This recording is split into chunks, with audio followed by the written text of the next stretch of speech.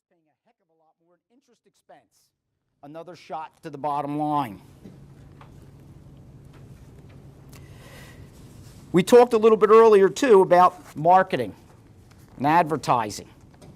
One problem and one concern I have with a lot of my practices is dentists sometimes feel, and I don't want to just say dentists, but people feel that if they just throw money at an issue, that somehow this issue will be resolved. If you go to exhibit, what's my marketing exhibit? Bear with me a second. Page 12, I've listed some key components of marketing. Practice B, being inefficient, got into this cash flow quandary and somehow felt that, geez, if we only got more patients, this would resolve the issue. When it's not the amount of patients or active patients this practice has, it's the management. So they went out and spent $35,000. How could they spend $35,000? Well, they spent $20,000 in direct marketing. You might as well throw the money out the window. They then did a lot of other advertising that they didn't monitor. And what's critical about having a marketing plan in a dental practice is, as I said earlier, as a CPA, the technology that exists today, I can practice with dental clients all over the country. Most dental practices have an 8 to 10 mile radius from the front door of their markets. For specialists, it could be further, but let's say for general practitioners. And the issue is you need to create that buzz about your practice to attract patients. Now, I submit to you, in this particular case, this practice the problem isn't more patients. The more patients they bring in inefficiently, the worse they're going to be. Their problem is taking care of business in their own home. However, if you are looking for more patients and you want to establish a marketing plan, it is important to get a buzz going about your practice within that 8 to 10 mile radius of your front door. Years ago, I handled an orthodontic practice who I think was the best at that. I don't think they even thought they had a marketing plan. But this practice's name was on everything in the area they were at. Sports teams, billboards for the sports teams, schools they were at. They saturated. Another fact, if in that neighborhood, because it was my neighborhood, if you said to someone, oh, Billy got braces, who did it? And you didn't say the name of this practice, people were like, blown away. They really created a buzz about their practice. You can do the same, okay? You can do the same. The point is you don't need to spend big money to do it. What's one of the most inexpensive ways, do you think, to create a buzz about your practice? Any ideas? Well, I'll tell you.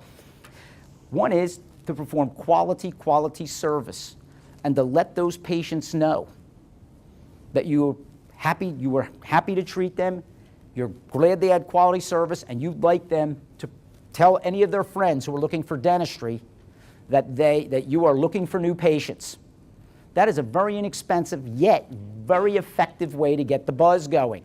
Moms pick the dental practices, so for the most part. So if you provide quality services and an extremely good atmosphere for that service, and you let that mom know, chances are she may spread the word to her friends. Gosh, I went to, particularly if you're in pediatrics, this will spread the word. This is how you get the buzz going. The second items are, it is important to get your name and recognition within those neighborhoods. I'm an old guy. My kids are now my practice has Facebook, website, and we're getting Twitter or something. I'm not sure how. This is an effective market for the young people out there. But guys, you start getting over, I don't know what age, I can't even say it. I don't even use a PowerPoint, but you start getting over 40. That's not going to attract patients. And there's a lot of patients out there I think you can. I still believe that if you're in a town, like in my area, it's Bucks County, we have a local newspaper called The Intelligencer. My feeling is that is an effective way, an ad in that local paper still works. Not everybody is all internet-based in terms of getting in a personalized ad with your picture. I have a young lady up in the Doylestown area who in the 1980s built her practice with that newspaper, personal newspaper ad. The husband, the kids, were a family-oriented dental practice. Built her practice with that ad.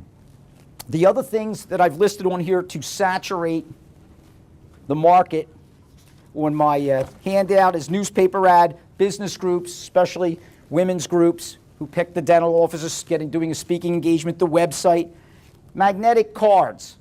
Now listen, that may seem a little corny, but I assure you that paper cards get thrown away. But people with children love those magnetic cards, at least I know we did, because it held up everything on the fridge, but it kept the business in the eye of the family. Okay? So magnetic cards, these are relatively inexpensive processes. What I get concerned about is when a client calls me and tells me that a marketing firm is coming in and for $15,000 consulting, they're going to establish a marketing plan as if this is some kind of voodoo. Okay? It's not.